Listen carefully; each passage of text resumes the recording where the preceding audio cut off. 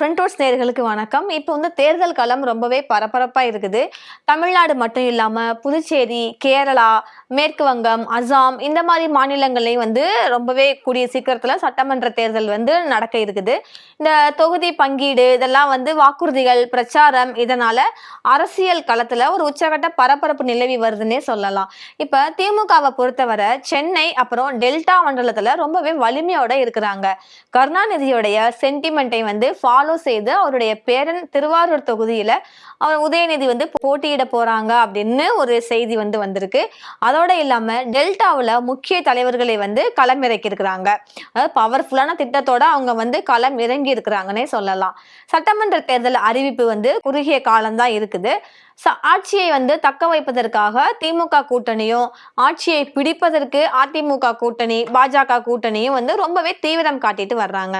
நாம் தமிழர் தாவேகா கட்சிகளும் களத்துல வந்து வேகம் காட்டிட்டு வர்றாங்கன்னே சொல்லலாம்.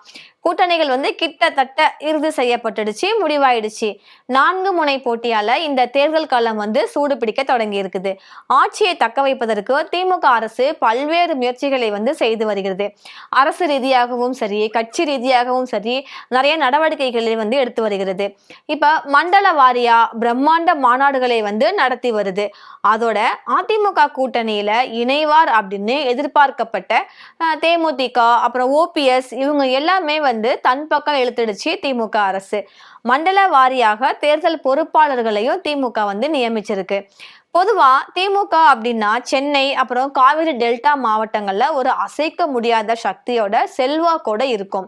இப்ப நம்ம முதல்வர் மு க ஸ்டாலின் வந்து சென்னையில போட்டியிட்டாலும் நம்மளுடைய முன்னாள் முதல்வர் கருணாநிதி அவங்க வந்து திருவாரூர்ல தான் போட்டியிட்டு இருக்காங்க. இந்த தேர்தல்ல நம்ம முதல்வர் ஸ்டாலின் வந்து சென்னை கொளத்தூர் தொகுதியில வந்து போட்டியிடுறதுக்கு தான் அதிக வாய்ப்பு இருப்பதா கூறப்படுது.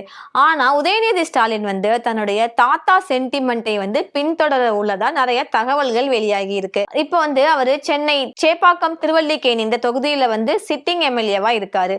2026 தேர்தல்ல உதயநிதி திருவாரூர் தொகுதியில போட்டியிட உள்ளதா தகவல்கள் வந்திருக்கு. திமுக சார்பில் டெல்டாவிற்கு மேலும் பல அதிரடி திட்டங்களை வைத்துள்ளதாகவும் கூறப்படுது.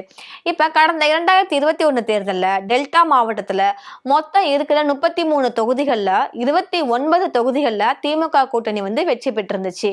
இந்த முறை அந்த மிஸ் ஆன 6 மாவட்டங்களையுமே மொத்தமாக கைப்பற்றணும் அப்படின்னு திமுக திட்டமிட்டிருக்கு. தலைநகரத்துல ஒருவரும் சொந்த ஊர்ல ஒருவரும் அப்படின்னு முடிவு செஞ்சிருக்காங்க. இப்ப துணை முதலமைச்சர் உதயநிதி ஸ்டாலின் வந்து திருவாரூர் செல்லும் பட்சத்துல அங்க இருக்கிற சிட்டிங் எம்எல்ஏ பூண்டி கலைவாணன் அவங்க வந்து நன்னிலம் தொகுதியில போட்டியிட வாய்ப்புள்ளதாக வட்டாரங்கள் வந்து பேசிக்கிறாங்க. அதே மாதிரி டிஆர்பி ராஜா வந்து மன்னார்குடி தொகுதியிலும் அதிமுகவில இருந்து திமுக வந்து இருக்கிற வைத்திலிங்கம் வந்து ஒரத்தநாடு தொகுதியிலும் போட்டியிட போறாங்க அப்படின்னு நிறைய பேச்சுகள் வந்து வலம் வந்த விதமா இருக்குது. முன்னாள் முதல்வர் கருணாநிதியோடைய பூர்வீகம் வந்து நாகப்பட்டினம் மாவட்டமா இருந்தாலும் அவர் வளர்ந்தது எல்லாமே திருவாரூர் தான். திருவாரூர் தொகுதியில தான் அவரு 62.9% வாக்குகளோட சாதனை வெற்றியும் பதிவு செஞ்சிருக்காரு. அந்த தொகுதியில இதுவரை அதிமுக வெற்றி பெற்றதே வந்து கிடையாது. திருவாரூர்ல உதயநிதி வந்து போட்டியிட்டால் அவர் எளிதில் வெற்றி பெறுவார் அப்படின்னு சொல்றாங்க.